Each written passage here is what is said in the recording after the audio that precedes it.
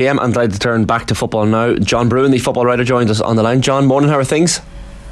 I'm okay, lads. How are you? Keeping well. Thanks a lot for joining us. I know that the Europa League final last night was not one for the football purist, possibly, but what was your general take on it? It was a bit bonkers. It was a dog of a game, wasn't it? It was really, really ugly. Who are we going to blame for this? I've got a good idea. Go on.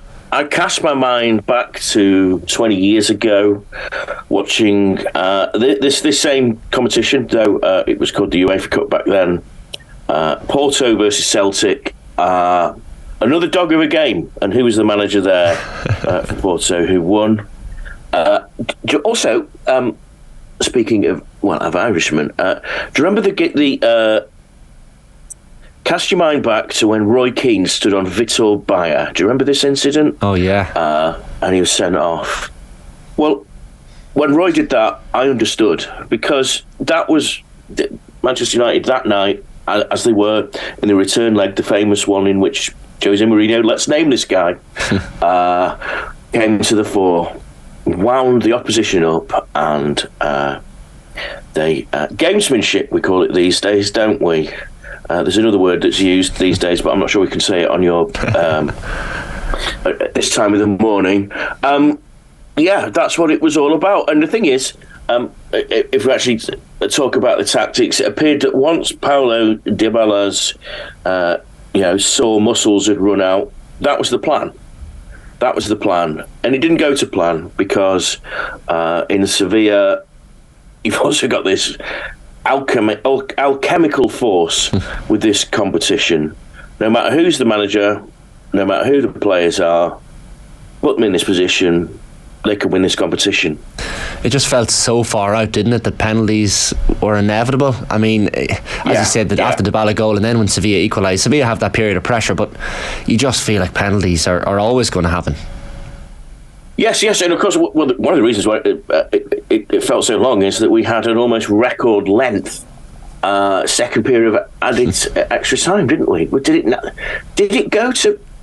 It nearly went to half an hour, didn't it? It went on forever. It was a phony war.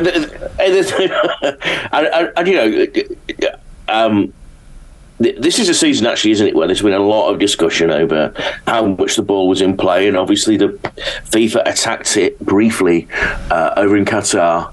But I mean, I haven't seen the stats, but how the ball could not have been in play for more than 30% of that game at various points, because there were just people lying around, and every time you look, someone had a new muscle injury. And of course, on the sidelines, José Mourinho, who it used to be that he used to have, what was the guy's name that was his assistant at Chelsea that just had him as his attack dog? He now appears to have got an entire pack of attack dogs to attack the referee. And of course, I'm sure you chaps have seen the footage this morning, waiting under the stadium, the Ferenc Puskás Stadium, for Anthony Taylor, giving him a bit in the car park. I mean, that's like Sunday League stuff, isn't it? Chasing the referee down into his car. Welcome. The funny thing is, I think at a distance, quite a few people, including myself, I've looked at José Mourinho in Rome and seen the devotion that many fans have to him, and maybe we've not watched enough Serie A, and we've thought, maybe this guy's changed. And you know what? We were completely and utterly wrong. This is José Mourinho. This is what it was. This is what he reduced European football to in the mid-2000s. This is why, Chelsea played some decent football under him, but when he left English football that first time back in 2007, a dark cloud was lifted off English football, and he's been back since, of course, but and he's never been able to cast the same spell. But that initial spell of, gamesmanship, of, referee baiting, of doing anything at all costs, of having actually no respect for his own reputation, of lying. Okay, the Dybala thing, saying he's going to saying Dybala might not be fit to play. Everyone knows that Dybala's going to play. Come on, let's not be stupid here. And all this stuff is the Jose Mourinho remembered. Leopards don't change their spots. I'm glad we've had him in the game. It's been great to have a villain. I'm amused to see that PSG are linked with his signature quite heavily. My only instinct there is that they want a wrecking ball in there. And my great wish, actually, of Jose Mourinho is that he does come back to the Premier League and comes back to Chelsea just to complete that particular comedy act as well. I think we need this guy just for one last turn. He's certainly a story. Rui Faria was that attack dog that that's the guy, yeah. Funny, that incident last night. I mean, Mourinho was the attack dog when it came to Anthony Taylor and seeking him out, as you said, underneath the stadium as Taylor was going to get his lift home, I guess. Does that sort of thing, you reckon, put Mourinho out of some clubs' minds? Like, will the likes of PSG or other clubs being linked with Jose Mourinho look at that and go, oh yeah, I forgot, this is what he brings, this is what he's like? Yeah, I think actually there has been this idea that in Rome he's played a little bit better football, and also Rome are a club that have never won much in their time, despite being such a big club. Winning the Conference League did seem to refresh Mourinho himself, and it did appear to refresh his reputation. I think there was a lot of happiness, when he went and got out that silly tattoo and stuff like that, and just thinking, because there is almost a fun element to Mourinho. The problem is that you've always got to be laughing with him. It's very much on his terms. But yeah, I wonder, and it speaks to the disorganisation of a club like PSG, that they might consider Mourinho, that they might forget that all the baggage that comes with him, because that they're run by essentially owned by the Qatari royal family, who, as we found in the last year, take their reputation very seriously in worldwide. Do you want this guy at your club? Because the other thing is, you employ someone like that, and he turns his guns on you, as he did, say, on Daniel Levy, as he's done on Daniel Levy in recent weeks, as he's done on Chelsea in the past. Yeah, I think that probably wasn't the best job application I've seen. It was the gesturing and the gesticulating as well on the bench that nobody was really surprised at, but maybe the extent of it, John, people were surprised at. I don't know how many yellow cards, was it 13 or 14 given out in all, and so many members of that Roma bench and coaching team, and Mourinho himself gets in on the act and gets one just before it goes to penalties. Quite ridiculous. Every single decision that was made across the course of the 120 plus minutes, and Roma and their players have clearly been trained to do this. It's remarkably ridiculous. It is, and that's not a squad without talent either. They've got good players. It's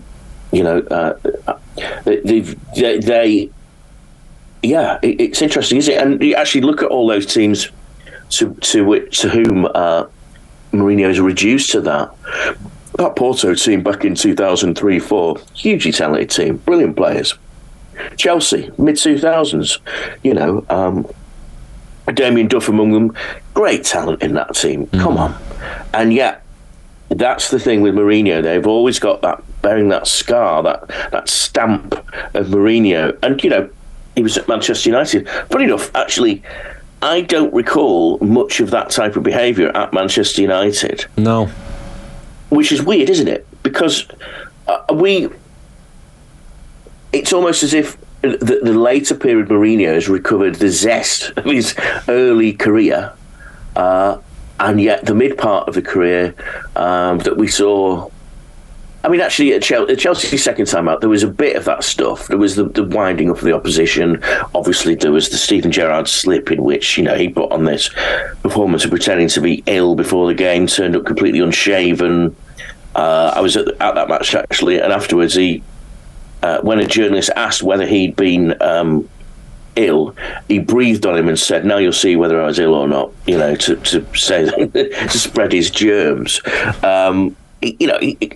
It's always been a great character for that type of thing.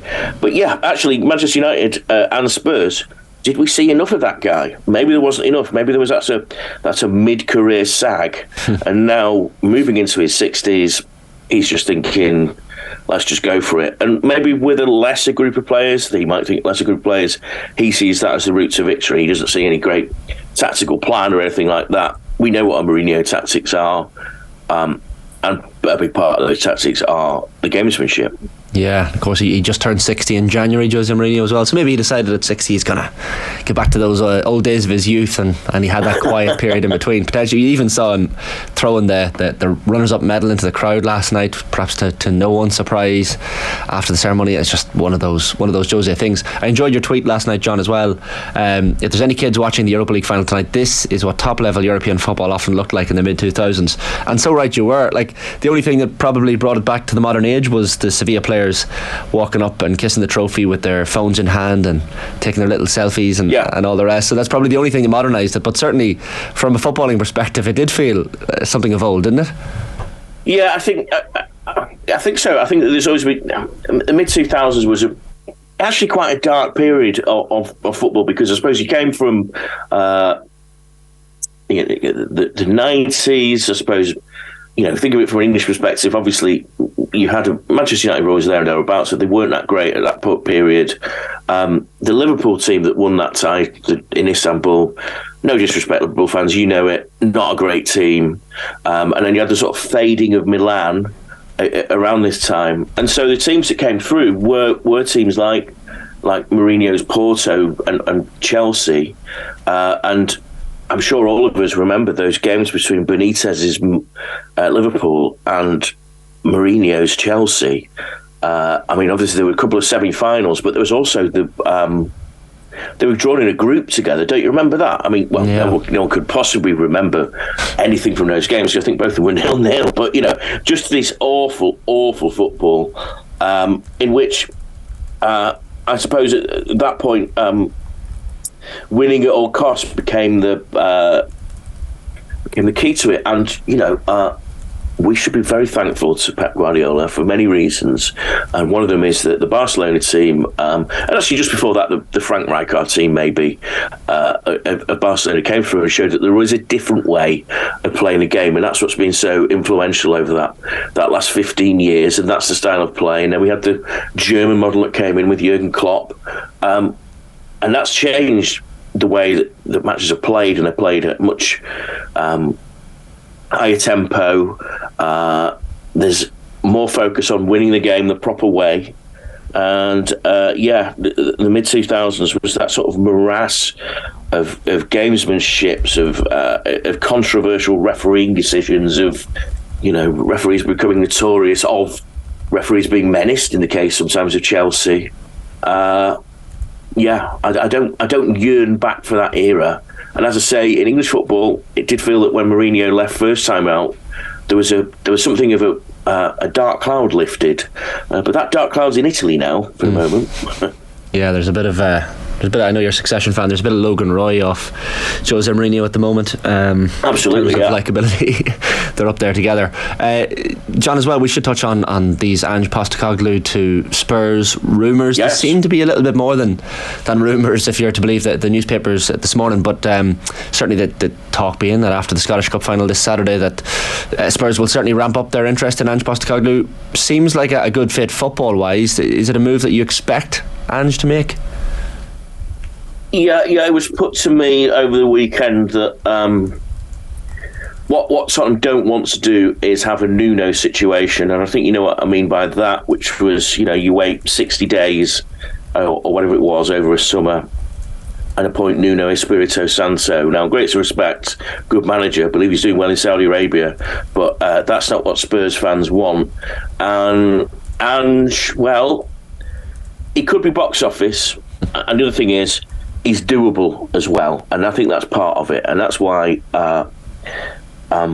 through various connections in the game, they've been able to get through to him. I think it's very sad for Celtic that they were going to. It's been such a great figure for them, hasn't he? He's really transformed them. And it's he's going to be a credit to the Premier League when he comes down as well.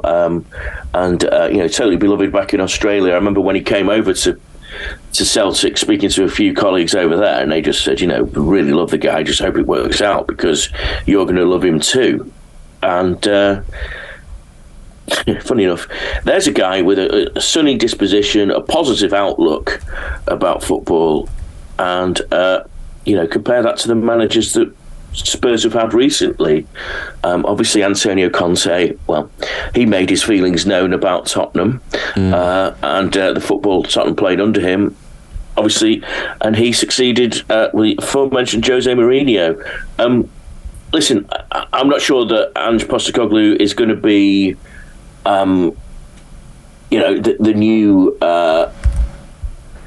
Pochettino or anything like that, but I think he might be a manager that brings a bit of a smile, a bit of cheer.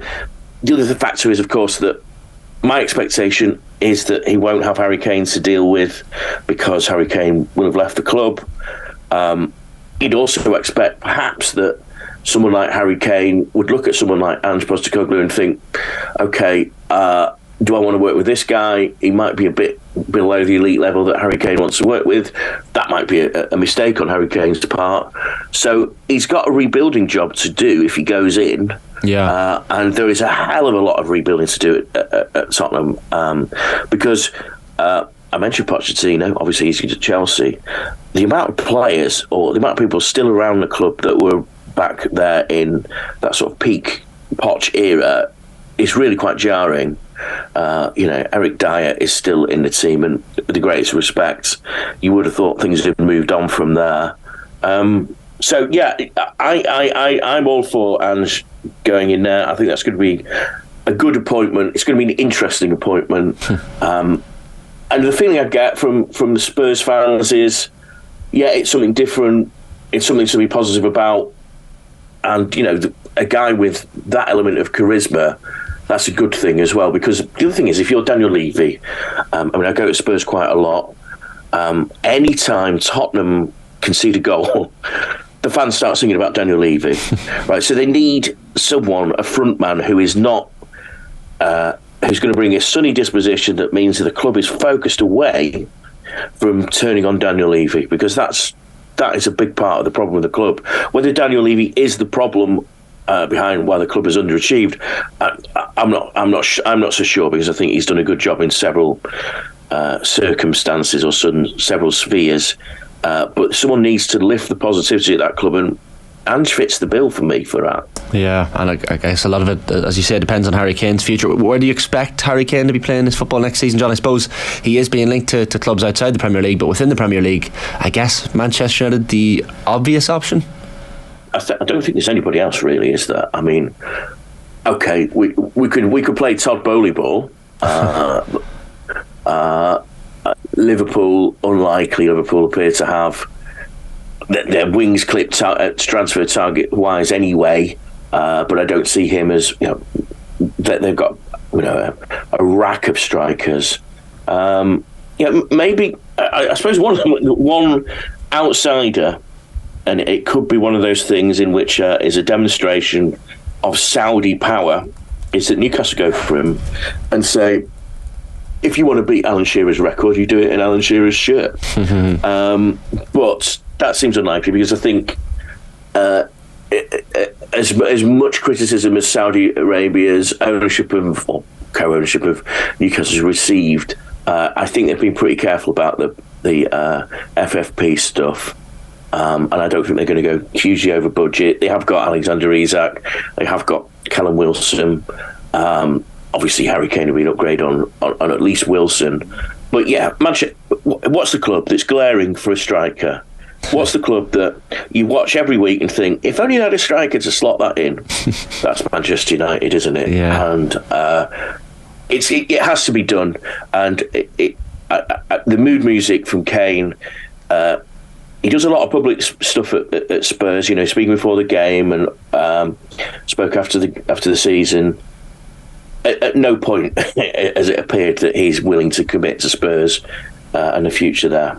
Yeah, and of course it will remain to be seen what the ownership situation at Manchester United looks like. Jim Ratcliffe appears to be in the driving seat for now anyway. But finally, John, the Mason Mount to Manchester United appears ever closer, seems to have agreed personal terms with the club, if you're to believe some reports in the media this morning. A good signing for United if that goes ahead? I think so, yeah. I think by the sounds of it, Erik ten Hag is very taken with him. And if you're a Manchester United fan so far, you'd have to trust Ten Hag's judgment on the players he's brought in. Give or take Wout Weghorst, bless him. But we could see what was attempted there. I suppose my only concern with Mount is there is a bit of a catch a falling star thing, really, because 2 years ago he was a very important player when England would reach the Euros final, and he's one of those players that within the game has had a growing reputation. Obviously, he had the patronage of Frank Lampard at Derby, at Chelsea, but he struggled beyond that. He struggled. Tuchel obviously made him an important player as well. I think there's been injuries. I think he's been a bit tired by having to play almost every game for a long time. And the other thing is, you can't really blame anybody for getting lost amid what's happened at Chelsea. I think we're going to see a few players maybe leave that club and shine at other clubs because they are so talented. And I don't see why Mount shouldn't be one. And the issue, of course, with Mount is I would expect that Mount was quite happy to remain a Chelsea player, was happy to sign the new deal. But when the new ownership came in and decided that they knew better, and they knew how to reconfigure the transfer market. So they would sign players on 8-year deals and offer them contracts that were, let's say mid-market level for a Premier League player over those deals. If you were Mason Mount and you've been a star player of England's run to the Euros final, you've been a star player in Chelsea winning the Champions League, you don't want mid-market money and you don't want to sign an eight-year deal. If you want to make enough money from your career, you want to move up to the 200,000, 300,000 bracket. If Chelsea aren't going to offer him that, and that appears to be the case, then Mason Mount has to leave the club. And I think a lot of Chelsea fans would be very sad to see a player who, let's see, Mason Mount could conceivably be Chelsea's captain for the next almost decade or so. But that appears to have not been the case, and they've let him go. My only concern is sometimes players don't transfer so well when they move from north to south, but we've seen it at Manchester City that in particular that's not been so much of a problem. So let's see, and he'll be living in that great big footballers enclave in Cheshire where they all live these days, and I'm sure he'll be quite happy there. But yeah, a good player. Not sure he is say the Frankie de Jong level that I think Ten Hag wanted back when he started. I'm sure they might try and pursue that one as well. But you're getting Mason Mount, you're getting Harry Kane, you get a decent full-back, say, and you get a goalkeeper. Manchester United have had a strong summer. But I wouldn't be surprised if you and I were talking at the end of August and they still haven't signed Harry Kane, and they've only signed a couple of players, because, as you say, this ownership question does hang very heavy over what Manchester United are going to do. Absolutely. John, really interesting stuff as always. Thanks a million for hopping on this morning. No problem. Really enjoyed it. Cheers. Brilliant.